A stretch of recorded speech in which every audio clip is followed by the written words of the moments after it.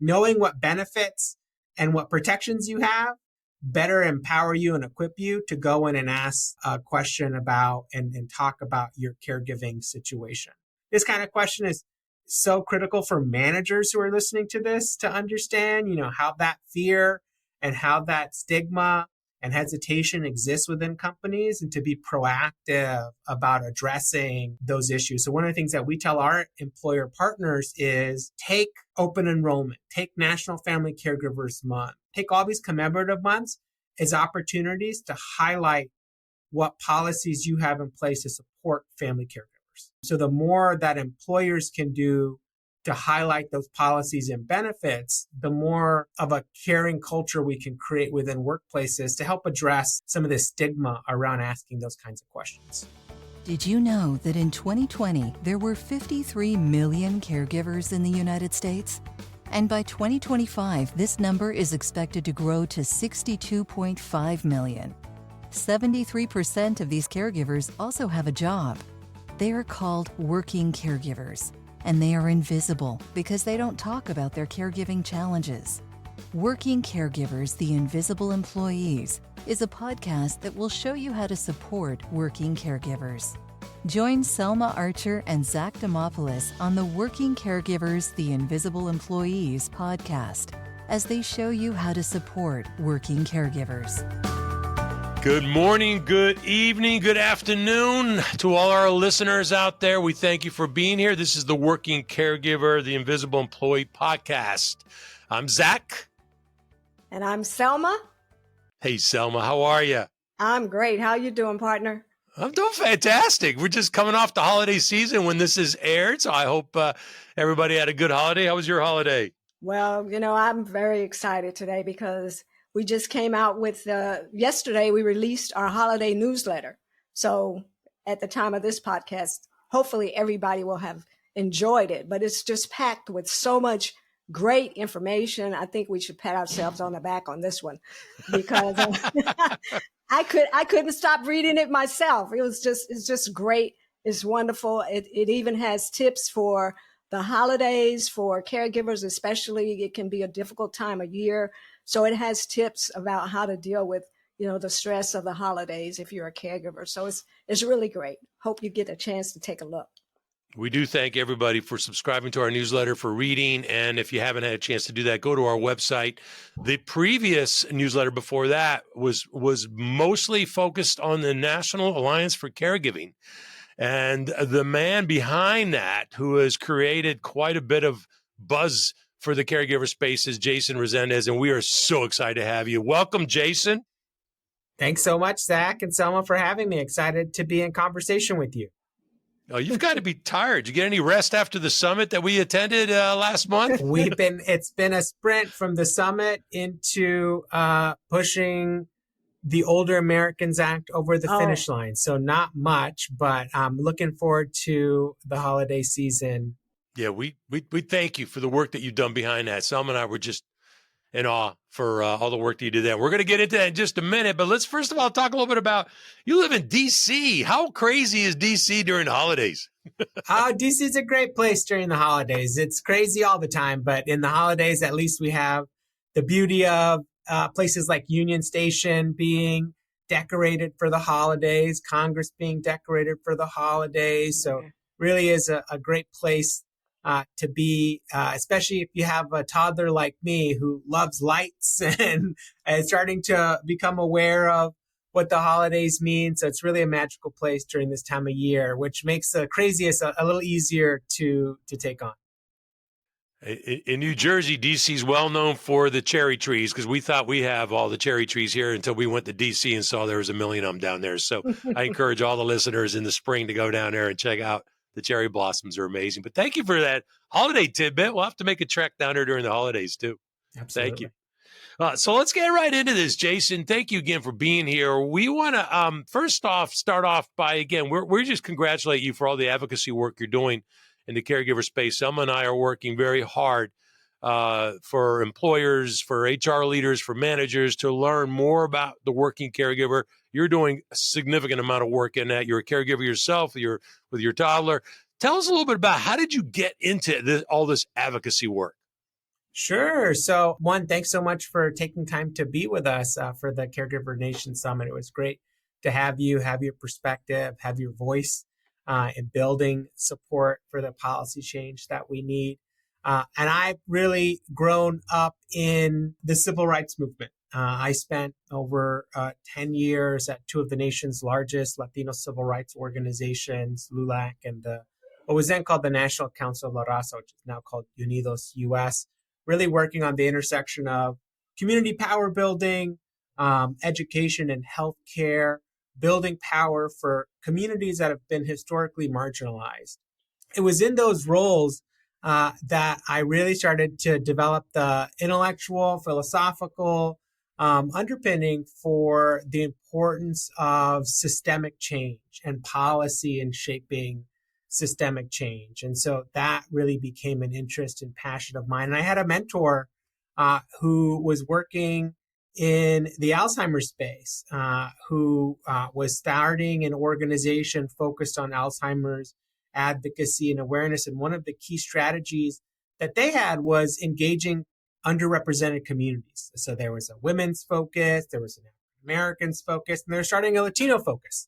And that really brought me into the space of caregiving and aging. Because when you're working on Alzheimer's, you're working on aging. It's a progressive disease in that in terms of the older you are, the higher risk you are for Alzheimer's. And also you can't work on Alzheimer's without working on caregiving, right? Because it is a progressive disease. The caregiver and importance of and responsibility of the caregiver gets more prominent as time goes on. And so it was really working in Alzheimer's that I became aware of and greater awareness of the caregiver crisis. It also helped me to understand that I had a caregiver story. It was working in the Alzheimer's community, working on issues related to Alzheimer's like Medicare reform, paid family and medical leave, starting to really understand the data around caregiving and sandwich caregiving, that I realized that I had a care story. I grew up watching my mom raise 3 kids while working a full-time job and caring for my grandmother who battled multiple chronic conditions. And I didn't know it then, but she was a sandwich caregiver. There's 11 million Americans like her balancing care and work and childcare while trying to, live out her dreams and fulfill her goals as a Latina in this country. And it wasn't until I was working in this space that I had that framework for understanding what she was doing is providing care. I grew up just thinking, hey, this is what it is to be a Latino family in America, a very intergenerational, moments where our grandmother lived with us. I thought that was just part of the culture, which it certainly is, but it was also the result of, systemic breakdowns in our care infrastructure that made it a lot harder for my mom to provide that care. It came with sacrifices. It came with great love and commitment to her family, but it also came with consequences. She wasn't able to finish her college degree. She wasn't able to become a certified public accountant, which was always one of her dreams. She made sacrifices in order to be able to stay in the workforce, provide for us 3 kids, while also caring for my grandmother, navigating the Medicaid program, navigating, insurance claims denials. That took time, and that time took away from her achieving her goals. So it was really, while working in the Alzheimer's community and starting to understand those issues, that I was able to better reflect and understand my personal experience and then bring that experience into the work that I do on behalf of family caregivers, bringing my mom's experience, bringing my experience now as a dad to championing caregiving as a national priority and a shared responsibility. And that's the work that we do at the National Alliance for Caregiving. And that's the work that I've learned over the years, the power of policy to create support and infrastructure to make life easier so that we all can thrive and have opportunities and success in this country. Your mom's got to be really proud, man. And I got to tell you, thank you for sharing that story. I know your Latino roots go deep. I follow you on LinkedIn. I encourage everybody, all our listeners, to follow Jason on LinkedIn. Occasionally, he'll put a personal post out there. I love the story about your grandfather stepping up to pick up your college fees, and that just speaks volumes of your culture, your family, and I can relate. I'm a son of Greek immigrant parents too, so thanks to you on behalf of all the represented cultures and everyone, all the work you're doing. Thank you. No, thank you. I appreciate that. We mentioned a little bit earlier about the summit. Zach mentioned that we attended for our first, time. I know this was the second annual Caregiver Summit. However, sitting there and being part of the excitement, and everything just was so well organized, and the panels were so interesting and just so well done. Zach and I were just wondering, how did you have this vision for the summit, and where do you see it going in the future? Because it was just really well done to be just 2 years old.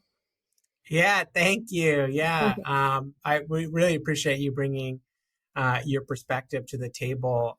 And that really is what we are hoping to accomplish at the summit. I mean, when we started this 2 years ago, really we looked at the landscape, and there wasn't a national advocacy day in DC focused on the challenges and policies needed to address those challenges around family caregiving. We'd seen a lot of work, and my background is a good example at Us Against Alzheimer's, the Alzheimer's Association, the American Cancer Society, a lot of disease-specific, disability-specific advocacy days, which are really critical, but nothing that really put the spotlight solely on the family caregiver.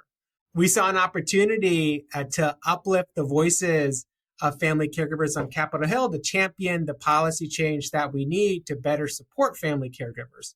And so our vision for the summit is to be that platform on an ongoing basis, and also to lean into the National Alliance for Caregiving's expertise and power of bringing voices and leaders together across sectors, across aging, across disability, across serious illness, and to have private sector voices and leaders in the mix alongside policymakers and advocates. That really is the beauty of the National Alliance for Caregiving. We're a membership-based organization that brings together institutions across the care continuum, from pharmaceutical leaders to financial service leaders to patient advocacy organizations. We bring folks together to send a message that caregiving is our common ground, is our shared bond, yet we're not doing enough to invest in that bond, to recognize that bond, and to value family caregivers. So the summit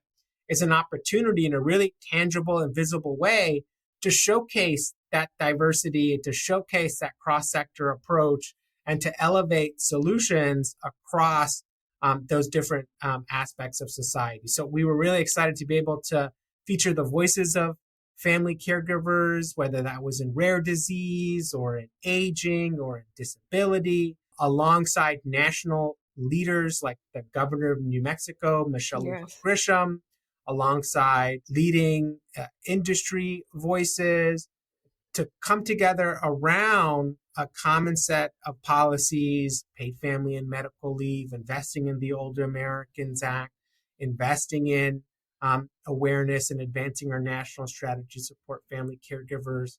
So it's a fantastic opportunity to really give a platform to the challenges and also the policies needed to support family caregivers, and to do that with family caregivers at the center. That's one of the things that I'm most proud of about the summit, is we encouraged everyone that was on that stage to center their care experience.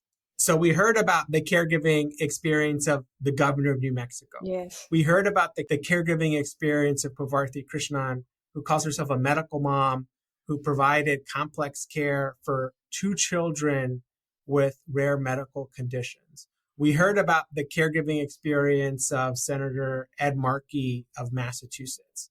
And through sharing those stories, we better understood the common bond that caregiving is, and created common ground across sectors, across experience, and that really is the magic of being able to bring people together. That's the magic that we'll hope to continue to create. I think the last thing is the power of that room and taking those voices of over 100 advocates to Capitol Hill at a really important time for the Older Americans Act, which is a bedrock policy that supports older adults and their family caregivers with things like counseling and respite services, was really critical. In fact, in the last week, just a few days after we were on Capitol Hill, the Senate passed the Older Americans Act. And just last night, there was a piece of legislation that came out in the House around a continuing resolution that includes the Older Americans Act. So we feel very optimistic about the Older Americans Act getting reauthorized. By the time your listeners are listening to this, I'm hoping that service providers are celebrating that these funds will continue. We'll see a modest increase. We won't see disruptions to service in relation to the really essential aging services that older adults and their family caregivers rely on. And our Advocacy Day, our national summit, was really critical to making that happen. Yeah, that is a memorable event. We'll never forget it. Yeah, it was so well organized. Kudos to your staff. Congratulations for the work that you're doing. I'll be honest with you. This is the first time I ever experienced anything like this. And I and my other two New Jersey cohorts, we went and met with 6 legislators or their staff, and we told caregiving stories. And somebody with us, one of my peers there, she was telling a story at 19 years old. She had to be a caregiver for a mother who had frontotemporal dementia. And I got to tell you something. I don't care what side of the aisle you're on. There were at times emotion. There were tears. There were conversations that really opened up their minds to, my goodness, we do need to be listening to what you have to say. Dementia, you mentioned you've got a great background in that, Jason, and your work there. Can you share a little bit more about that? Because dementia sometimes is a very complex, misunderstood. I believe last time somebody told me there's over 40 different types of dementia, but your work in Alzheimer's, can you just share a little bit more about that for our listeners? Because we try to raise some awareness here, get some education, raise our empathy levels, support levels. So can you share a little bit more from the almost 8 years that you worked as I believe as an executive director at that organization? Yeah, so I spent a good chunk of time at an organization called Us Against Alzheimer's, an Alzheimer's patient advocacy organization. And I led efforts around public health and health equity. I was the founding executive director of the Us Against Alzheimer's Center for Brain Health Equity, which was a partnership between Us Against Alzheimer's and the Centers for Disease Control and Prevention, really around spreading the public health message around Alzheimer's, right? There's a lot of, like you said, it's a complex disease, dementia being a key aspect of Alzheimer's. But one of the things that is really important to understand about Alzheimer's is that you can modify your risk for Alzheimer's. It's one of the most exciting things that's happening after years and decades of research is that we now understand that we can modify risk for dementia. What's good for your heart is good for your brain. It means that if we diet and exercise, lead healthier lifestyles, we can reduce our risk of Alzheimer's. That doesn't eliminate risk of Alzheimer's. There's plenty of folks who are physically fit that still develop Alzheimer's, but we know that it's a multifactorial disease and that there are modifiable risk factors for folks who don't have a genetic disposition, for example. We can increase our risk for dementia by doing things like eating really sugary foods and high-fat foods, et cetera, not exercising, having high cardiovascular risk factors contribute to Alzheimer's disease. So the public health aspect of Alzheimer's is becoming and the prevention side of Alzheimer's is becoming a really critical area to invest in and to make sure that there's equity in that message. So that's what we did. We talked about, the fact that Latinos are 1.5 times more likely to develop Alzheimer's. African Americans are 2 to 3 times more likely to develop Alzheimer's. Women are at higher risk of developing Alzheimer's. And talking about that from a public education perspective, but also by linking that prevention message to some of the systemic inequalities that we see. Wow. So if you're able to modify risk for Alzheimer's by eating healthier and exercising, well, what happens when you live in a neighborhood where there's limited public space, where there's limited access to fresh and food and nutritious food, right? So there are these systemic issues that stand in the way from everyone taking advantage of that longevity message, that prevention message. And so really looking at it from a public health perspective, what systemic changes do we need to make in order to address that risk? And caregiving is right there alongside those issues, right? We know that when we look at our data, caregiving in the US, Alzheimer's is one of the key drivers of caregiver hardship. Over 11 million Americans providing care for someone living with Alzheimer's or another dementia, and they're more likely to be providing complex care.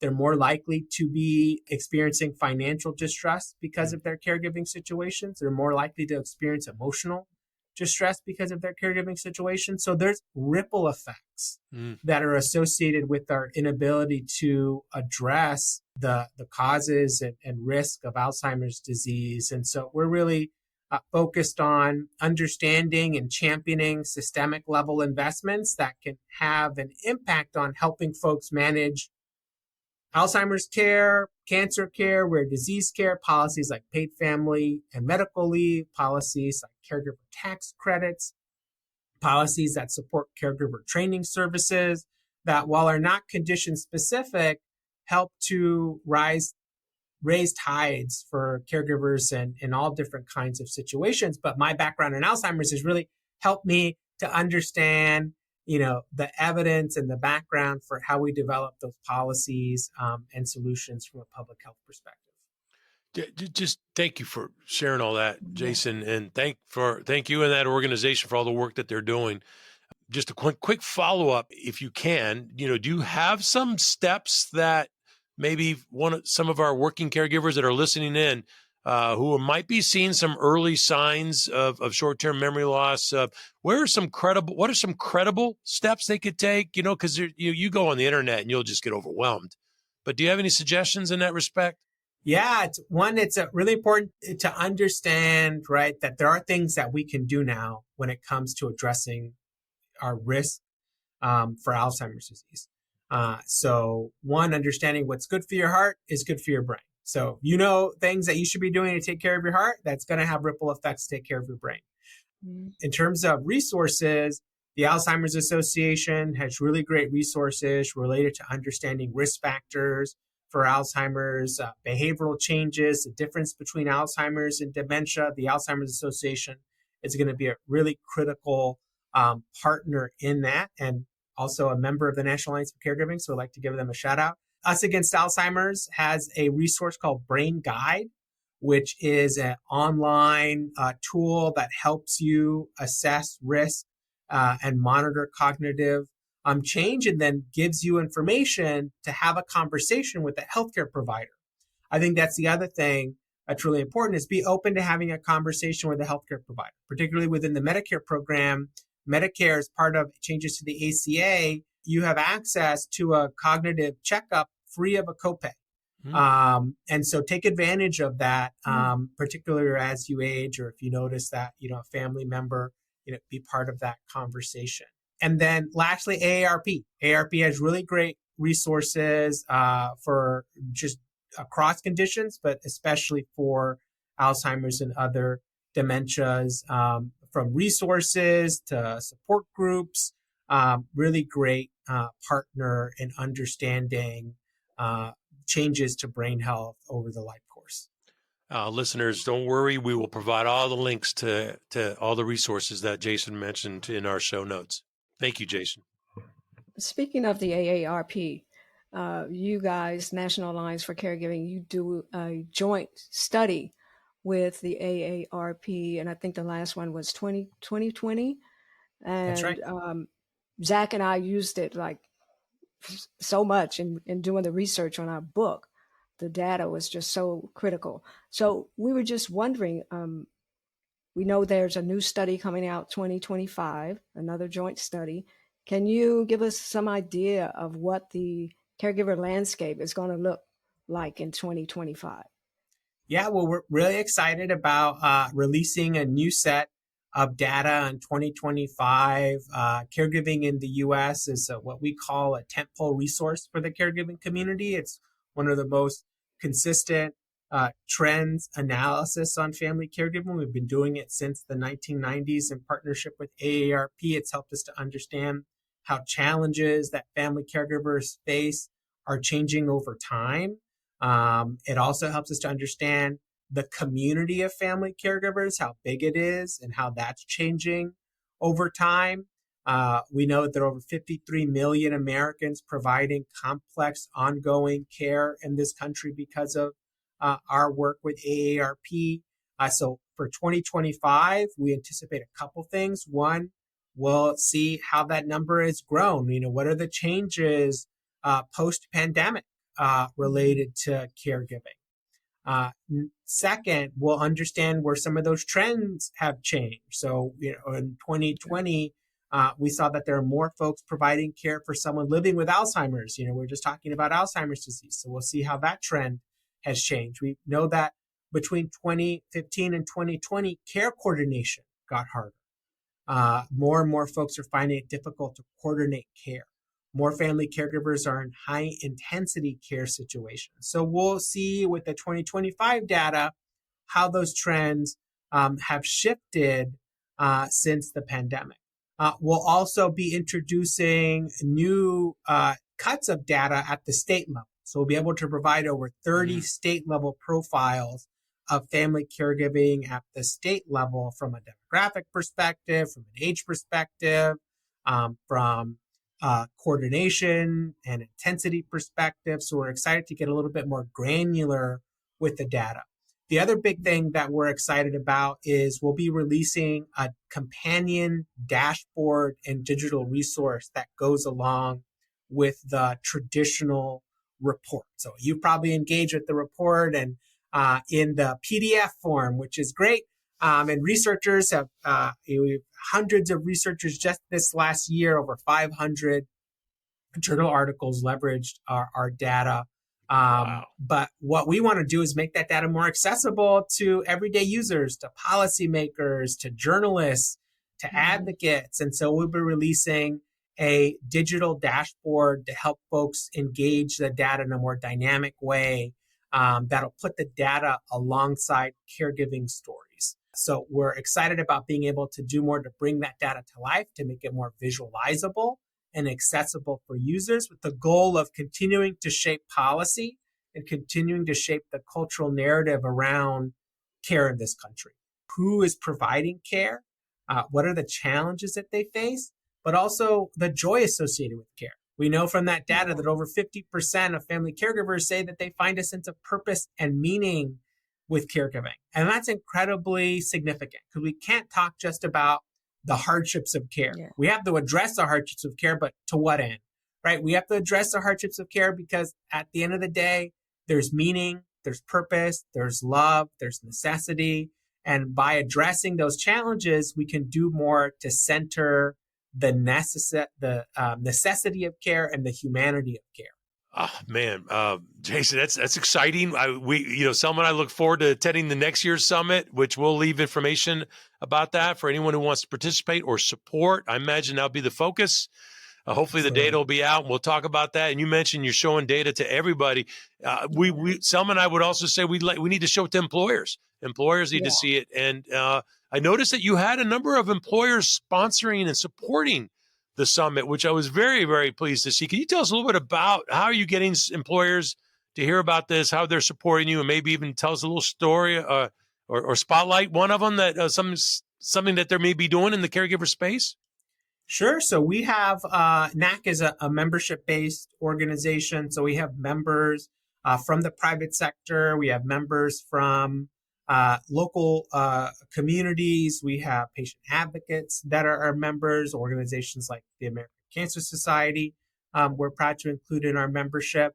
From an employer perspective, we work to make our data accessible to employers, right? So caregiving in the U.S. is a great example where we're collecting data on the challenges that family caregivers face, but we're also seeing that one of those challenges is balancing work and caregiving, right? Over 60% of family caregivers are providing care while working. Of those employed caregivers, over 50% are working full time while providing care. Yet they are experiencing challenges to being able to fully participate in their work while providing quality care. Some of those challenges include not having access to flexible benefits within the workplace, not having access to paid leave within the workplace, fear of being discriminated against in the workplace, not getting a promotion, for example, because of their caregiving responsibilities. We know that 30% of family caregivers who are employed have never told their managers about their caregiving responsibilities, right? Because of things like fear of being passed up for a promotion because of their care roles. And so there's a lot of challenges that employed caregivers face, and our data helps our employer partners understand those challenges. And so a lot of our members come to us to understand what they can do to better engage their employees. Some of our members are organizations like CareLoop, which partners with big employers to help navigate caregiving challenges.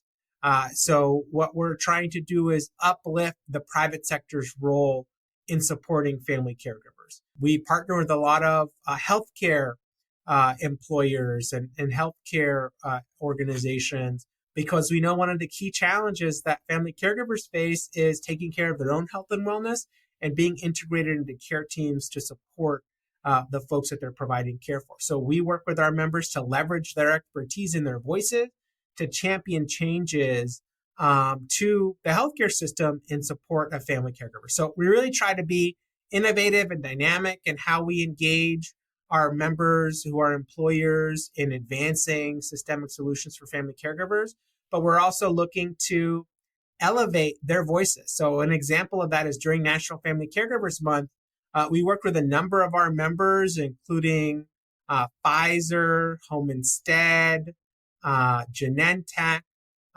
to highlight the voices of C-suite executives and their caregiving experience, with a goal of starting to destigmatize care within the workforce, start to destigmatize care within the C-suite of employers, so that we can start to create a culture of care. So we have the CEO of Genentech, for example, talk about her personal caregiving experience. That helps to demonstrate that care connects all of us, right? Whether you're a contracted janitor or the CEO of an organization, care is our common bond. Support for those, different rungs of employees are going to look a lot different. And there's so much that we can do to make those supports more equitable and more accessible. But being open about those care stories is a step in that direction. And so we work with our partners to facilitate that. Thank you. Yeah, thank you so much for sharing all that great information about what employers can do to help support their working caregivers. So on the flip side of that, what advice do you have for employees? Recently, Zach and I had the pleasure of doing a webinar for a company, and we had that question posed to us from one of their caregiving employees. Well, how do we have the conversation with the manager about my caregiving status? So do you have any advice for the employees that are struggling about how do I even come out and to have that conversation with my manager? Yeah, that's such a great question. And I think it can be scary, right? If you are scared of being passed up for a promotion, if you're scared of, depending on the kind of employer and employee you are, being potentially fired because of your caregiving responsibilities. It takes bravery to have that conversation. And so I think it also takes bravery to ask that question. I think the first thing that folks can do is understand what policies are in place and benefits are in place that are available to support caregiving situations. So there's a way to ask that question without talking about your specific care situation. So understanding, as you think about, like you would in deciding between, your next job, right? You're looking at and comparing employers. You would look and compare benefits. One lens of looking at your benefits is understanding what benefits exist related to caregiver support. So I think that that's one way of approaching it. Second is understanding at the local level, are there caregiver discrimination policies or non-discrimination policies in place? Lots of states and municipalities and cities have caregiver non-discrimination policies. AARP is a great place to go and look up which states have and which cities have caregiver non-discrimination policies, because knowing what benefits and what protections you have better empower you and equip you to go in and ask a question about and talk about your caregiving situation. And then I think looking at, are there employee resource groups in place? A lot of employers, and I'm sure y'all have engaged with many of these, have employee resource groups related to, some of them are on caregiving, some of them around women's empowerment or different DEI initiatives. Sort of understanding what those employee resource groups look like might help to find a safe space for saying, hey, how did you talk to your manager about this? And starting to kind of put in place a set of approaches for engaging managers. And then I think, asking a manager about what their care experience is also another way of kind of flipping that question and perhaps creating a safe space for talking more openly about your own caregiving experience. But I think this kind of question is so critical for managers who are listening to this to understand, how that fear and how that stigma and hesitation exists within companies, and to be proactive about addressing those issues. So one of the things that we tell our employer partners is, take open enrollment, take National Family Caregivers Month, take Alzheimer's Awareness Month, take all these commemorative months as opportunities to highlight what policies you have in place to support family caregivers. So the more that employers can do to highlight those policies and benefits, the more of a caring culture we can create within workplaces to help address, some of the stigma around asking those kinds of questions. And that's great advice. And that same webinar that I mentioned, we had a senior executive ask us the question of, what do we need to be doing to support our caregivers? So there are people in the C-suite that are ready to help oftentimes, and they just don't know. They don't know what's needed because the employee is not coming forward. So there's like this standoff, and both parties are wanting to work together, but no one's talking. So Absolutely. It's important that they have that space to do that. That's great advice. Great advice. Again, thank you, Jason, for all those tips. Those are excellent. And like Selma mentioned, we've done webinars, and that encourages conversations, but we got to prepare our managers too, right? So we also need to make sure that we're having conversations with them, giving them some tools. I always like to do a challenge on occasion. So Selma, I'm going to throw another one out there. I'm going to encourage or challenge an employer that's listening right now to at least reach out to Jason's organization and find ways to partner with them so you can become more aware, resourceful, and supportive. Jason, what is the best way that somebody can contact your organization? Folks can go to caregiving.org and learn more about the work that we're doing and how you can engage and support. Thank you, Jason. Thank you so much for your time. Thanks so much for having me, for all the work that you're doing to create a culture of caregiving within workplaces, and for taking your time to be with us at the summit, to uplift, share your experiences. It really takes all of us to create a more caring future where family caregivers are valued. So thank you for your contributions to that future. We'll see you in 2025. Absolutely. Thank you for tuning in. Be sure to catch new episodes of Working Caregivers, the Invisible Employees podcast, every other Tuesday. Please also visit our website, invisibleemployeeadvocates.com, to subscribe to our newsletter, purchase our book, and learn more about how we can help you strengthen your workplace to become more supportive of working caregivers.